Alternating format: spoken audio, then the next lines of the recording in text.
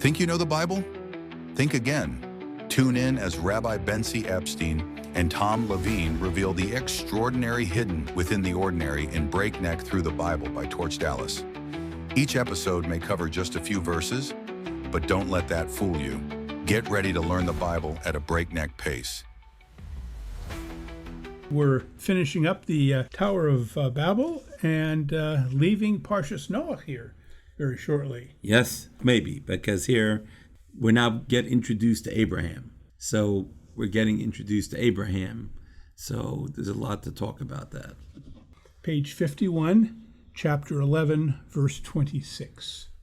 Good, take it away. When Terach had lived 70 years, he begot Abram, Nahor, and Haran. Now this Abraham is going to turn into Abraham, but he was first named Abram, right, or Avram, right? His name is going to change from Avram to Avraham, right? God is going to give him an extra hay that he's going to go ahead and get at the time of his circumcision. Okay. Now these are the chronicles of Terach. Terach begot Avram, Nahor, and Haran begot Lot. Haran died in the lifetime of Terach his father, and in his native land, in Ur-Kasdim. And Avram and Nahor took themselves wives. The name of Avram's wife was Sarai, who again will be turned into Sarah at a later date. And the name of Nahor's wife was Milcah, the daughter of Haran, the father of Milcah, and the father of Ishka. Right, meaning that Iska is another name for Sarah, for Sarai, and Iska comes from the word like to be, that she was immersed in divine inspiration. Right, so she gets the name Yiska, right? Even though it's really Sarai. Okay. And who gave her that name? She was born Sarai. Very good. Oh, so that's amazing question, because we're gonna start getting where people might have more than one name, and who gives them all these names. And in reality, we all have different names in our lives. Right? Meaning, when you were born, you might have been Tommy, right? Or Thomas. Are you in Canada, maybe Thomas?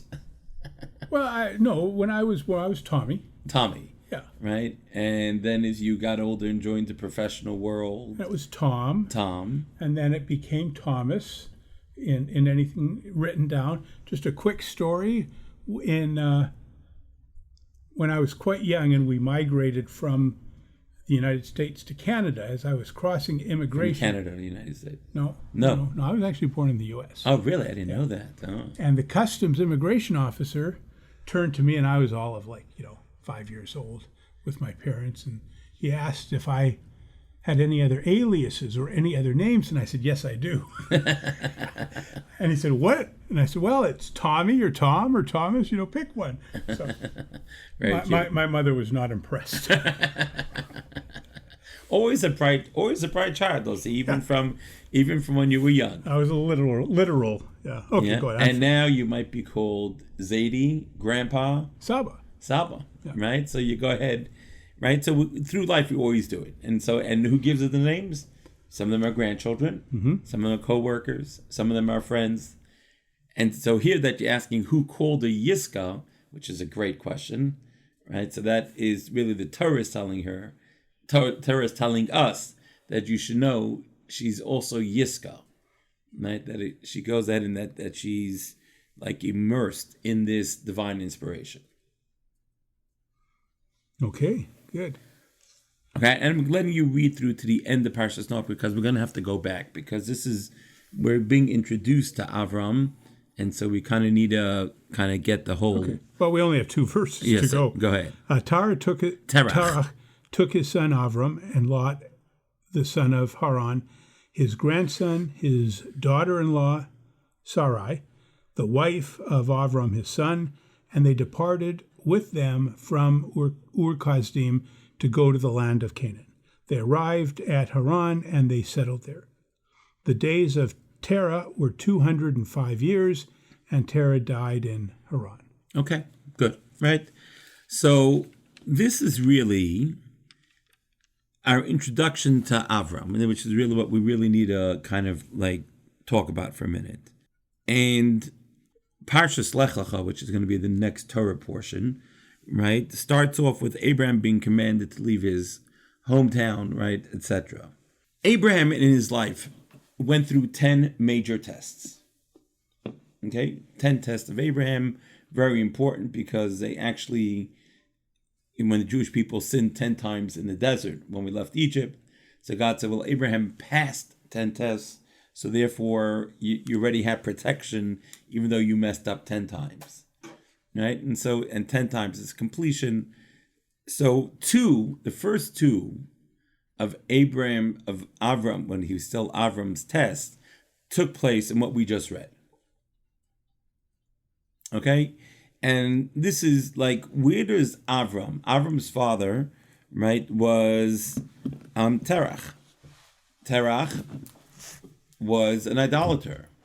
So how does Avram go from being the son of an idolater to going ahead into becoming the great Avram? Like where does that transition take place? Like how does it happen? And did he know it was happening? Correct. And and how does it go down? Yeah. Okay, so first let's first start off in the general, then we'll get into the story of Avram. So there were 10 generations from Adam to Noah. There was 10 generations from Noah to Abraham or Avram. Why? And why does the Torah have to tell me that? And why does the Torah make a big deal about it? And it's actually a Mishnah in Pirkei Avos, in Ethics of the Fathers, says 10 generations from Adam to Noah, 10 generations from Noah to Avram. Like what's going on over here? And the concept or the lesson that we're supposed to learn, I think, is a beautiful lesson. When man was created, man realized that he was a composition of a physical body and of a spiritual being. And he looked at himself. An animal was a physical being. An angel was only a spiritual being. And all of a sudden you come to man, and man is now this composition of the physical and the spiritual. Right? Good. So man has to figure out, well, what am I? And what happened was, for the first 10 generations, man said, well, I'm different than the angels that I have a physical body. It must be I have to focus on my physicality. And over the course of the next 10 generations, which was 1,656 years, because people were living quite long before the flood, mankind focused on the physicality, which kind of went and sort of spiraled till they created the generation of the flood. People that were just robbery, right? Just like bad people and needed to be wiped out. So do we learn from that was a error? That was an error. And they learned from that was an error. But it took 10 generations to learn that. Correct. And then after the flood, mankind said, well, obviously, we're not a physical being. Obviously, we're a spiritual being. And the next 10 generations, over the course of the next 340 years, from as the flood was in year 1656, since the creation of man, and the Tower of Babel was 1996, right, 340 years later, and goes ahead and focuses on their spirituality till they get to the point where it leads them that they have to go fight God. It wasn't a physical, right, of stealing from one another. It was, we're going to go fight God. Along comes Abraham, and Abraham says, you're missing the boat. the world is not just about physicality. The world is not just about spirituality. The world is about taking the physical and infusing it with the spiritual, merging the two together. You go to take a drink of water, you make a blessing on the water. And what you do is you go ahead and you now infuse the physical world with holiness. You've infused it with spirituality, you've infused it with God. And our job is in everything physical to merge it together with the spiritual. Right? Some religions are get rid of the physical. We say no, you're missing the point. The point is to take the physical and elevate it, bring it up, infuse it with holiness. And that's what Abraham came along to do. How would he have learned that? How would he have known that? I mean, is that divine inspiration? Is that... It's a good question. It's a good question. Really, everything we learn is really divine inspiration, right? At some level. Yeah. Right? I call it an epiphany. An epiphany is nothing more than God sort of tapping you on the shoulder and saying, I have a gift for you. Right? Your brain just popped in the right answer and you just figured it out. Like, is that really what happened? Good. Right? And so it's really kind of like, Maimonides says, like Abraham looked around at the world, and at age 3, he already figured out that there was a God. There had to be. The world is too perfect, right? We're 93 million miles from the sun, and if we'd be 10 miles closer, and 93 million, we would roast. And if we were 10 miles further, right, we would freeze to death. It just happens to be just in the perfect place. Like, really? And that just happened. One of the greatest things I love is the planet with all the rings around it, right? This huge planet, right? Saturn. Why is there a planet so huge called Saturn? So Saturn was made so huge so that all the asteroids that are floating around in space and might head towards Earth and hit planet Earth, they get pulled in by the gravitational pull of Saturn. So, of course, Saturn is like the fullback, and he's the blocker for the running back. Garbage collector. They're kind of picking up all those asteroids that could go ahead and could destroy planet Earth. Just so happens it's there. The world is too perfect. Our mix of oxygen, the world is too perfect. It's amazing. You think of I love God's washing system. You ever realize, everyone wants to drink like pure water, right? So you think, perfect, I'll open up when it rains, I'll open up my mouth and I'll stick out my tongue and I'll catch, right? I'll catch all the water pouring down, right? Ever do that? Yet, when it rains, and it goes on a car. Or even a bucket that collects the rainwater. Right, okay. Right, but on the car, you see, because when the water evaporates, the drops evaporate, there's that white schmutz on your car. I thought the water was perfectly clean. No.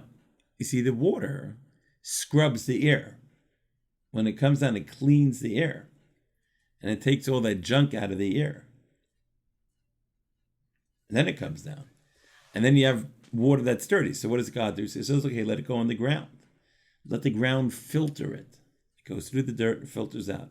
And it goes into a river or a stream and it becomes clean and pure. And then it evaporates and we start the process over.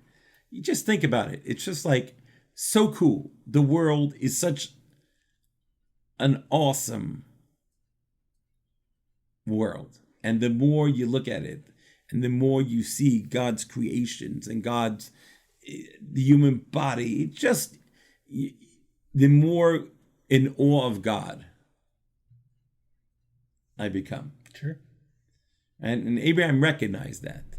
So he knew there was a God by 3. It took him till he was 48 till he was ready to get up there and sort of make a stand. So was that one of his tests, recognizing there is a God?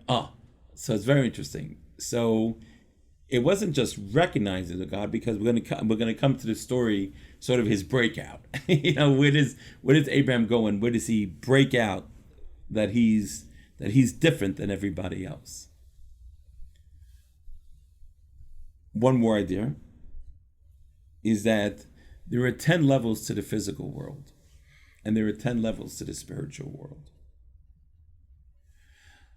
And when the generation from Adam to Noah focused only on the physical world, they went and they destroyed the 10 physical levels of this world. The physical or the spiritual? Physical. From Adam to Noah was the 10 physical. Right? They focused on the physical. Right? They destroyed the 10 physical levels of the world. Light, water, grass, trees. But they were ignoring the 10 They were spiritual. ignoring the 10 spiritual worlds. And then along came the next 10 generations, focusing on the spiritual, but they destroyed the next 10 spiritual levels. At which point in time, the 10 physical worlds and the 10 spiritual worlds were both destroyed. And God is ready to destroy the world. And then Abraham says, guys, slow down. You missed it. And he says to God, please, if we accept upon ourselves, me and my descendants, to teach the world how to serve God, will you not destroy the world? And God says, you're good. You got a deal. And that becomes a creation of the Jewish people. But that doesn't happen yet. That only happens when Abraham is 70. And we're going to read it. It's called that the covenant of the parts. It's in chapter 15. So we're a few chapters away for when that's going to take place. But meanwhile, we have Abraham. Back here. The world is kind of like in a crazy place, right? 10 physical levels, 10 spiritual levels. The world is lost. And Abraham recognizes there's a God. And the famous story with Avram was that one day his father left him at home in his idol factory. Now I heard a great line that an idol factory really was the local psychologist. For whatever ailed you, he had a solution. He had a different idol. And what happens is that he leaves Avram in charge.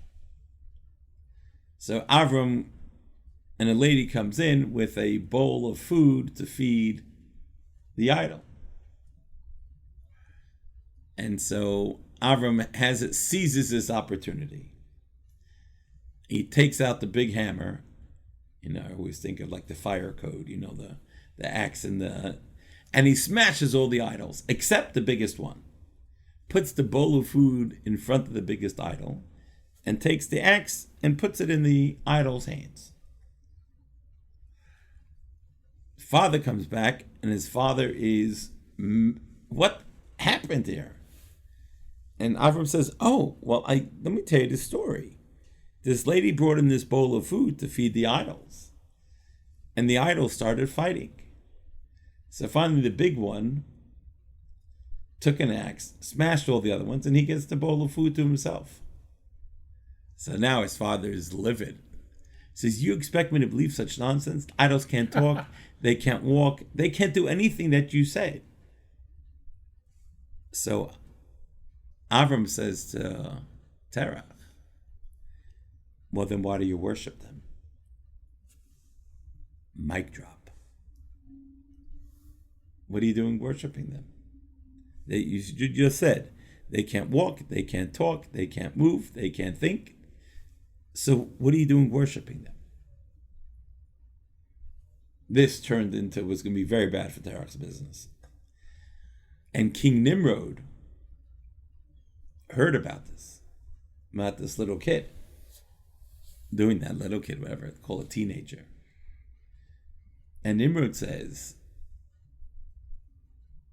bring him here. We'll fix his boat. And for the next 13 years, Avram is busy running away from Nimrod. And that is the first test that Avram has. 13 years running away from Nimrod, which is crazy.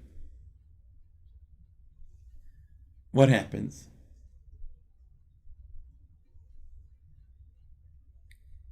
"13 years. Nimrod finally catches him. And we come to test number 2. Test number 2 is... So just a sec. So test 1 was evading... being on the run from Nimrod for 13 years, years, living like that. Can you imagine, like, how strong do you have to be in your convictions? Yeah. Or do you finally say, I'm done, okay, I give up, that was a mistake, I was crazy, now I'm okay. Right? You do that? Right? Or for 13 years, you stick to your convictions. And that's what they do. He gets caught. He goes and he gets caught. And you should know, it's fascinating, right? Because every test that we have, and we all have our own tests, right? God is always one to the next, and he graduates you to the next test when you're ready to go on to the next test. So maybe it took Abraham 13 years to get it deep down in his kishkas, like deep down, that there's one God in the world and anything else is ridiculous. Test number 2 is Nimrod catches Avram. And Nimrod makes a public display. And what Nimrod does is, Nimrod goes ahead and he pumps up. Nimrod goes ahead and he pumps up his fire.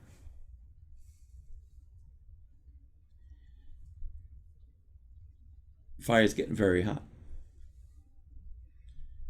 And he goes ahead and he has at the place, he has Avram's 2 brothers.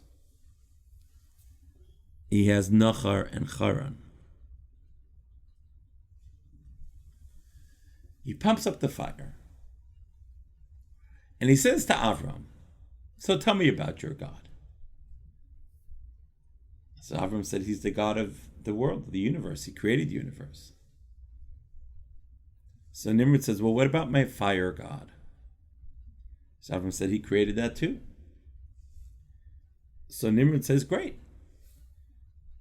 So I'm sure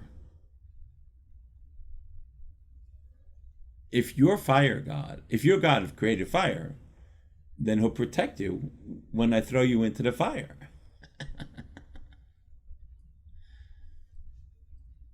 And Avram says he could, but only if he wants to. You ever watch the Sundance Kid? Mm-hmm. Butch Cassidy and the Sundance Kid? Yeah, they did. Yeah. I don't know. I don't know where I saw this clip. But there's one clip where there's a guy who's saying to the quote-unquote rabbi there, could your God make rain? So he says, sure. He says, so why doesn't he? He says, I don't know why. He said, but we need rain. He says, I know. But God said no. And it goes back and forth 3 minutes, and all of a sudden you hear the sound of thunder. And the guy, and he's going, he doesn't want to. And they hear the thunder, and you hear it starting to pour. He says, but he now wants to. Avram says, of course he could, but I don't know that he will. And so Nimrod says, you better think about this because I'm about to throw you into my fire God. And we all know that anything gets thrown into the fire gets burned. And Avram says, it still doesn't take away that God created the world. And I'm willing to give him my life And go ahead, throw me in. Showdown at the OK Corral has nothing on this. So Nimrod throws him in. Nimrod throws him in. Ties him up, throws him in. And the ropes holding Avram burn up. And Avram's busy walking around in the fire. Hey, Nimrod, can I come out now? Right? And walks out of the fire. The entire court is oohing and eyeing. Now, Nimrod wasn't some like pushover guy, right? You don't become king of the world by being, pushover. So Nimrod now turns to Avram's brothers, Nachar and Haran, and says, "What about you, gentlemen? Are you with Abraham's God or are you with my God?" So Nachar says, it's hot there. You have a very good, convincing argument. I'll bow down to your fire God. Haran sees Avram walking out, and Haran says, I'm with Avram. Your fire God has no control. And they tie him up, throw him in the fire, and Haran dies. Now we'll reread the verses and see what goes on. What's interesting, why does God make Haran die? I mean, he said, I'm with Avram's God. So, but his faith wasn't like Avram's. You see, Avram said, I'm willing to die. Yes, no, it doesn't make a difference. God is still God and he's still in control. And throw me in and I'll die. And that's okay. I'm ready to check out in defense of my God. Haran is only willing to be on Avram's side if God is going to save him. If God's going to save him, then, hey, I'm all in. If God's not going to save me, then I'm not all in. And when you only trust in God when he's going to save you, or you only trust in God when everything is hunky-dory, that's when you're willing to say that God, I'm with you. It's like a fair weather friend. And you don't necessarily deserve to have miracles done for you. And doing that work of going with God, even when you're not going to be saved. Right? Or when you don't know if you're... Or you don't know if you're going to be saved. Right? God wants you to get to the point where you trust in God, not because he's going to save you. You trust in God because God is God. And Haran wasn't there. But is that necessarily a good lesson? I mean, you could argue that Haran made a fatal mistake and should have gone the way that Nahor did to save his life. So you let it... Remember, idolatry to save one's life, right? We're not supposed to do idolatry. One of the big three. One of the big three. But it saved Nahor's life. It saved his physical life. Yeah. Okay. But Nahor disappears from civilization. And Haran doesn't? No, because Haran's daughter is Sarai. And Haran lives on till today. Good. Now. That's a great lesson. Great lesson. Now, there's one more piece. So why does God make it happen? Right? Why does God make it... I mean, if God wants the whole world to believe him, let everyone leave with Avram walking out of the fire. And it would spread like wildfire. Everyone knows that it's Avram's God and I'm in. Why does God make it that Haran fails and Haran dies?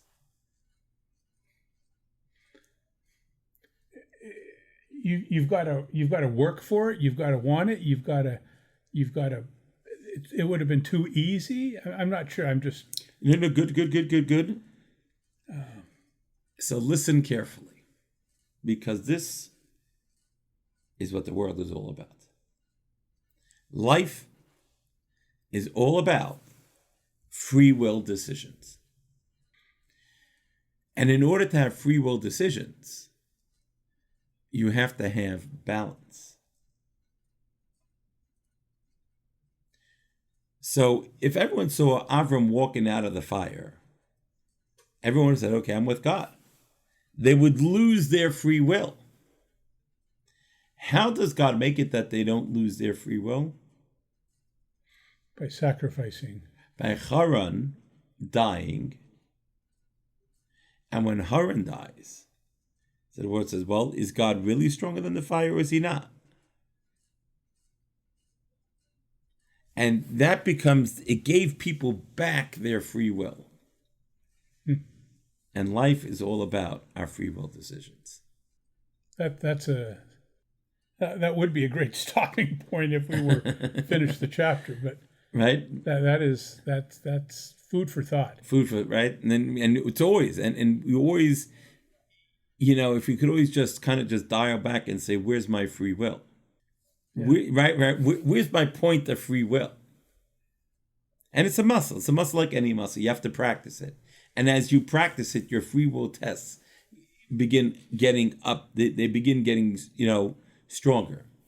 So where does our free will lie? So my friend said something that bothered me. Am I going to let it pass or am I going to fight with him? That's a good 50-50. And he's not a great friend. He's, an acquaintance. And so now I have a real free will decision to make. Do I do the right thing or not? What is the right thing? Right? And kind of first figuring out what is the right thing. And then going ahead and then figuring out, well, where do I go from here? Right? Can you give an example? Of that kind of free will conflict in today. Well, so your friend, an acquaintance says something that gets you angry. And now you want to get back at him. And you could do something to get back at him. Do you do it or not? Right? What do we do? And it's happening in our lives all the time because God is always there to train us. Right? With our spouses, with our kids, with our parents. Right? And God is always there to try to put us into a place of what's the next step? Right? What are we doing? And am I choosing good, choosing bad? And so God has Haran die to give everyone back their free will. And it becomes a real, not struggle, but God, the goal of life is when God gets us into that space, what are we going to do? Which way are we choosing? Which way are we going? So let's now reread these verses. So let's start again from verse 26. Get back on page 51. 26. When Terah, had lived 70 years, he begot Abram, Nahor, and Haran. Now, these are the chronicles of Terah. Terach. It has a sound at the end. Terah begot Avram, Nahor, and Haran. And Haran begot Lot. Which means that Avram was Lot's uncle. Yes. Haran died in the lifetime of Terah, his father, in his native land in Ur-Kasdim. Right, Ur-Kasdim. Now, what does Ur-Kasdim mean? Right, so Ur-Kasdim means the fire of the Kasdim, of Nimrod. Oh. That's where he died. Right, and it says, right, on the face, right, in verse 28,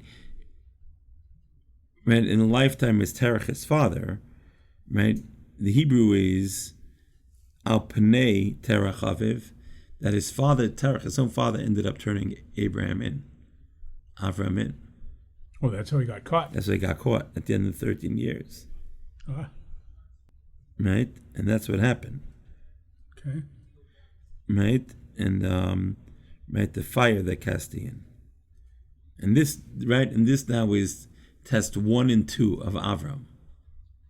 Okay, go ahead. And Avram and Nahor took themselves wives, and the name of Avram's wife was Sarai, Right. and the name of Nahor's wife was Milcah, the daughter of Haran, the father of Milcah and the father of Iscah. Right, who is Sarai. So basically, Avram and Nahor marry their nieces.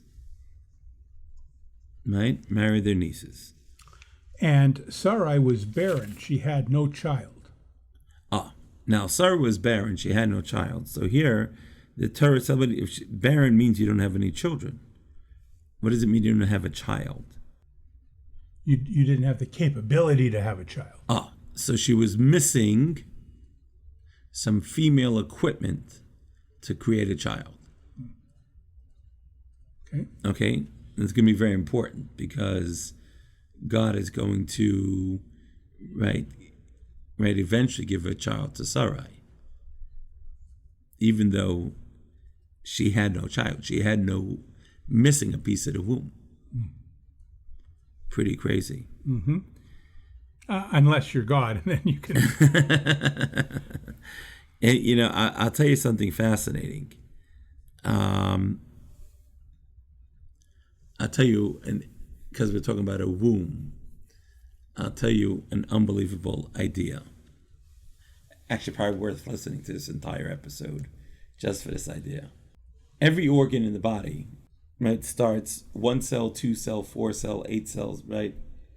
The womb does not develop that way. The womb, as far as I know, the only organ in the body that starts off as 2 halves, and then some part of the developmental process, they come together. And sometimes it doesn't come out perfectly, and a woman can't get pregnant. And the question is, why does God make it that that's how the womb develops? Right? You would think that the womb of all things, maybe after the heart, but mankind needs to continue that. It should start off as 1, 2, 4, 8, the way the other pieces do, the way the other organs do. So why does God make it that it starts off as 2 and becomes 1? So I was once speaking to a big rabbi, and the rabbi said to me, great question. Let me give you a thought. The uterus, the womb, is the only organ that needs somebody else to make work. And God is telling you, in order for it to work, the 2 parties need to be aligned properly. And when they're aligned properly, that's when they could go ahead and they become 1. And so Sarah, she was barren and she had no child. Now, how old was Sarah when Avram and Sarai got married? I'll tell you a story about that. So how old was Avram as compared to Sarai? 10 years apart? 10 years apart, right? So somebody asked me this question and I didn't have an answer. And what happened was, so this in the early 90s, and we were looking at me to know. So he says, Rabbi, isn't there a great rabbi in Israel that knows the answer? I said, sure. He says, well, why don't we write him a letter? I said, fine. Now, the way this rabbi would write very short, and he actually would usually take the letter you send him and flip around the letter and send it back to you, So we sent to Chaim Kanievsky this letter. And he went ahead and he sent us back that there were two opinions. Either 25 or 50. That was how old they were when Sarai and Avram got married. Okay, verse 31. Terach took his son Avram and Lot, the son of Haran, his grandson and his daughter-in-law Sarai, the wife of Avram his son, and they departed with them for Ur-Kasdim. They departed with them from Ur-Kasdim to go to the land of Canaan. They arrived at Haran, and they settled there. So interesting. So this is now taking place before God tells Avram to leave. Right? And Terach finally joins the winning team. And he decides that he's going to go to the land of Israel. Is it just coincidental that the name of the place they settled happens to be the same name as Haran? Yeah. That's a great question. No coincidences in the Torah. Right? But they, it could be, not the same way. Haran was the one that died, right? So, the same Terach didn't make it to the land of Israel. Excuse me. Right? You see, so it's interesting. The brothers, Avram's brother's name was Haran. I'll go with a hey. This is Haran. Okay? And they dwelt there. So Haran is on the way from Ur-Kasdim to the land of Israel. Terach never makes it to the land of Israel. He dies in Haran. Dies in Haran.